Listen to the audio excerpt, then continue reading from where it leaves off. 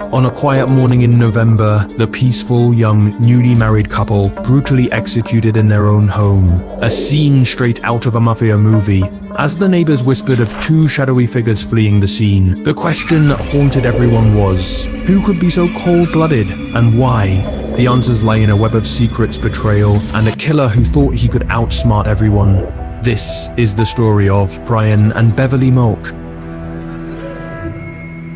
Brian and Beverly Mauck lived in the American state of Washington. It was April 1st when their love story first began, and their friends and family thought that the crazy guy had found his crazy girl because they were both a little wild. Beverly's mother, Karen Slater, says they were perfect for each other, truly made for each other. As a child, Beverly refused to wear girly dresses, and she participated in all of her high school sports with boys. She used to join the neighborhood boys in their games, climbing trees and playing baseball. Brian, too, was fearless from a young age. At just 3 years old, he once got $1 bill, and while his parents were busy, he opened the door, crossed a 3-lane highway on foot, and went to a store to buy candy for himself. Brian and Beverly's love story was well known among those who knew them. They embarked on every adventure together. They loved water skiing and often traveled to distant countries for scuba diving. Both were also die-hard fans of the Seahawks football team. Brian worked for Emerald Air Conditioning Company, while Beverly was a secretary at a car dealership.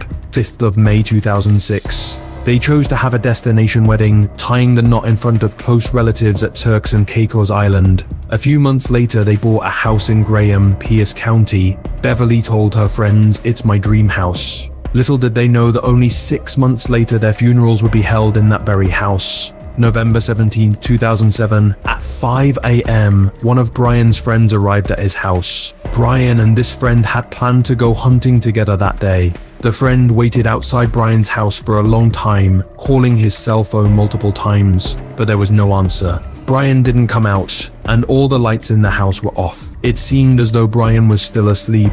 Disappointed, the friend made a U-turn and went hunting alone. Throughout the day, Brian's friend continued trying to contact him, but there was no response. As dusk approached, he drove back to Brian's house. This time, he circled the property in his car. The front door was locked, but something felt off. Peering through the living room window, he noticed the TV was on. His gaze shifted, and to his horror, he saw blood on the floor and what appeared to be a leg protruding from under a sheet. Panicking, the friend dialed 911 and urgently called for the police and an ambulance. When the detectives arrived, they were confronted with a grisly scene that left them stunned. Blood was splattered everywhere. Brian, 30, and Beverly, 28 years old, had been brutally murdered. The case was quickly assigned to Sergeant Ben Benson. As he and his team examined the scene, they discovered that Brian and Beverly had each been shot 3 times at close range with a .22 caliber pistol. It was clear that they hadn't been given any chance to escape or even attempt to flee. The shell casings from the pistol were scattered across the crime scene.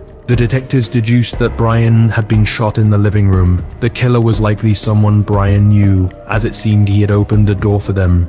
As Brian turned to head back into the living room, he was shot in the back. Beverly, upon hearing the gunshot, must have come running out to see what had happened. She probably tried to flee, but before she could open the front door, the killer shot her too. The assailant then dragged Beverly's body and placed it beside her husband's, leaving a long trail of blood from the door to where their bodies lay. As they continued their investigation, the detectives noticed unusual lines in the bloodstains, which they couldn't immediately identify. Soon, they found the answer. In the kitchen, there was a bloodstain, and it appeared that the killer had used a broom to sweep over the bloodstains after covering the bodies with sheets. It seemed the murderer had attempted to erase the marks left by his shoes, but in doing so, he had left behind a telltale sign of his efforts to clean up the crime scene. It appeared that after murdering Brian and Beverly, the killer had calmly turned on the TV as if to settle in for a while. He then spent a considerable amount of time cleaning the crime scene, wiping his fingerprints from the walls, door handles, and light switches. However, the detectives knew that this was the killer's biggest mistake. The longer he lingered at the scene, the higher the chances he left behind some DNA evidence. And indeed, that's what happened. Unknowingly, the killer left several crucial clues behind. After draping a sheet over the bodies, the killer stepped on it. Although his shoes were clean and didn't leave a mark on the sheet itself, the blood beneath the sheet created a faint but distinct print. The forensic team preserved this print and began searching for the shoes that made it. Their investigation led them to Madison Company's construction boots, which had a unique zigzag pattern. In addition to the shoe print, the forensic team discovered another vital piece of evidence, a palm print on the bedroom door. Unfortunately, this print did not match any in the police database, leaving them without an immediate lead. Detectives then turned to Brian and Beverly's neighbors for information. Daniel and Jennifer Tavares, who lived across the street, told the police that they were awakened around 7 a.m. by the sound of gunfire. Assuming it might be hunters, Daniel got out of bed and looked out the window. He saw a red pickup truck parked in front of Brian and Beverly's house. Daniel observed two men getting into the truck. While he couldn't see the passenger's face, he got a good look at the driver, a white man, about 6 feet 2 inches tall, weighing between 230 and 240 pounds, with long hair tied back in a ponytail. Armed with this description, the police shared it with Brian and Beverly's relatives and other neighbors, but no one recognized the man. The police then scoured the Pierce County area, checking countless red pickup trucks, but this effort yielded no significant clues. At this point, Beverly's mother, Karen, pointed the finger at another potential suspect. She informed the police that Beverly had once mentioned a man she found unsettling and dangerous. Beverly had even expressed fear of this individual. The man Karen was referring to was 21-year-old Jeremy Flynn, a neighbor of Brian and Beverly. Jeremy Flynn had a criminal history, having been caught several times for theft and robbery. He had a reputation in the neighborhood, and Beverly's fear of him made him an immediate person of interest for the investigators. The police knew they needed to dig deeper into Jeremy's background and activities around the time of the murders to see if they could connect him to the crime scene. Beverly and Brian's friends revealed that 6 weeks before their murder, the couple had hosted a large party at their home for friends and neighbors. During the party, Jeremy Flynn had consumed a significant amount of alcohol. His behavior quickly spiraled out of control. He began shouting and harassing other guests. Brian eventually asked Jeremy to leave the house, but not before Jeremy caused a scene, hurling insults and making threats that left everyone unsettled.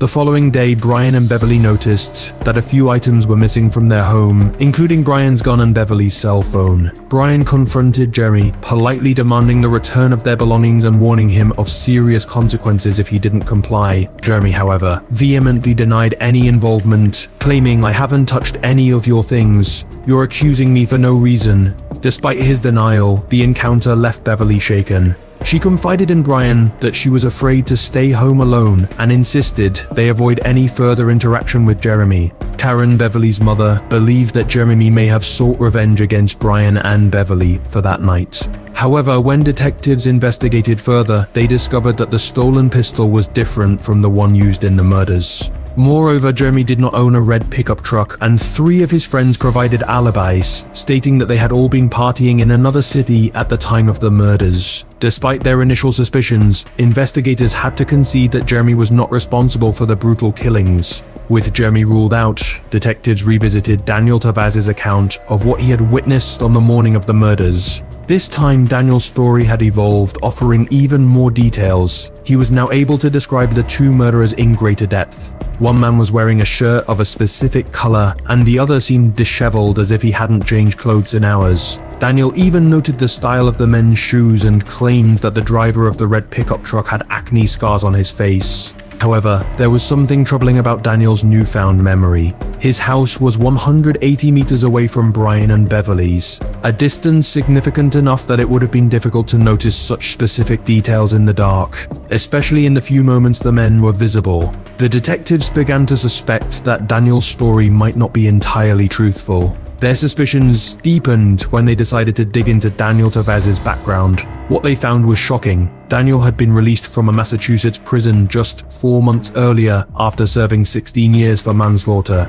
The investigation further uncovered that while in prison, Daniel had met Jennifer through an online dating website. This revelation put Daniel and Jennifer under intense scrutiny as the detectives began to question whether they might have had a more direct involvement in the murders than initially thought. It was a website where prisoners could post their profiles, complete with photographs, in the hope of finding love. It might sound surprising, but there are people in the world who are so lonely or feel so undervalued that they seek companionship among inmates. Jennifer was one such person. She and Daniel began exchanging love letters through the site, and the day Daniel was released, Jennifer was there to greet him at the prison gates. The two married immediately, and Daniel moved in with Jennifer in Washington. Detectives found Daniel's fingerprints in his criminal records, but they needed his palm prints to continue their investigation. They decided to invite Daniel to the police station under the guise of needing his help one more time. They told him that a sketch artist would be coming in to create a composite of the murderers based on his description. Daniel agreed to come to the station, not suspecting that the detectives had a different plan in mind. They intended to take his palm prints while he was there, without raising his suspicions. As luck would have it, the weather was on the detective's side that day. It was raining heavily. When Daniel arrived at the police headquarters, Detective Jason Tate, who was following him, noticed the wet boot prints Daniel left at the entrance of the building. The zigzag pattern on the soles caught Detective Tate's eye. He recognized it as the same pattern he had seen at the crime scene of Brian and Beverly Mauck. Acting quickly, before the prints could dry and disappear, Detective Tate called in a forensic expert to photograph the wet boot prints. Meanwhile, Daniel sat with the sketch artist and described the two supposed murderers in detail. As the artist worked on the composite, the detectives continued with their plan. They asked Daniel if he had ever been inside Brian and Beverly's house, to which he replied that he had visited many times as a guest. The detectives then told him that they had found fingerprints from various guests in the house and needed his fingerprints and palm prints to eliminate him from the suspect list so they could focus on finding the real culprits. Daniel, confident that he had covered his tracks, readily provided both his fingerprints and palm prints. During the conversation, Daniel casually mentioned, "You must have figured out by now that I was in jail before." Detective Ben Benson, seizing the opportunity, asked, "I heard it was a manslaughter case. How did you kill her, Daniel?" Daniel, perhaps too eager to boast, replied, "I stabbed her. That woman, she was my relative." Curious, the detective pressed further, "What kind of relative?" Daniel, without hesitation, said, "My mother." As Daniel confessed to killing his own mother, forensic experts were busy comparing the palm prints he had just provided with those found at the crime scene. Within minutes, they had a match. The boot prints were also a perfect match to the ones found at the scene. Detective Benson, not wasting any time, informed Daniel of the evidence against him. The walls were closing in on Daniel Tavares, and his confidence quickly faded as he realized that his past had finally caught up with him. November 24th, 2007, Daniel Tavares was finally arrested on. The evidence against him was overwhelming, and he could no longer hide from the truth. The case sent shockwaves through the community, and when Brian and Beverly Mauck's funeral was held, a large number of mourners gathered to pay their respects. During the memorial service, photos and videos of Brian and Beverly were shown on a projector, capturing the lives that had been tragically cut short. As the investigation continued, Daniel eventually confessed to his crimes. He admitted that on the morning of the murders, he had been drunk all night and had gone to Brian's house at 7 a.m. A few days earlier, he had tattooed Brian's back. Brian still owed him $50 for the work.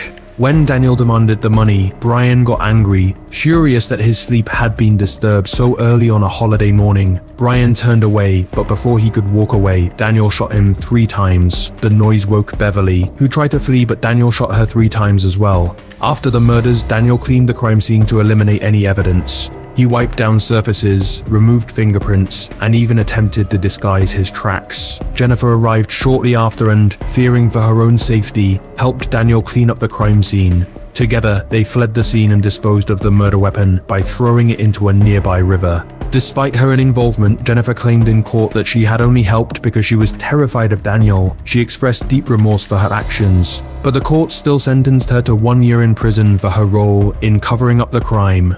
Daniel, on the other hand, was sentenced to life imprisonment without the possibility of parole. The story, however, did not end there. In 2015, another case was brought against Daniel. The body of his neighbor, Gail Botelho, was discovered buried under a tree in the backyard of his childhood home. Daniel confessed to this murder as well, stating that Gail had purchased drugs from him, but had refused to pay. In a fit of rage, he killed her and buried her body in the backyard. With this additional murder, Daniel Tavares secured his place in the annals of American serial killers. He now serves his life sentence in the Monroe Correctional Complex in Washington, a dark chapter in the history of the community where Brian and Beverly Mauck once lived. This was the tragic and horrifying story of Brian and Beverly Mauck. Here are 2 more videos that will have you on the edge of your seat, packed with even more heart-pounding stories. If you're addicted to suspense and live for intrigue, these are unmissable. These will leave you wanting more. Stay sharp and safe.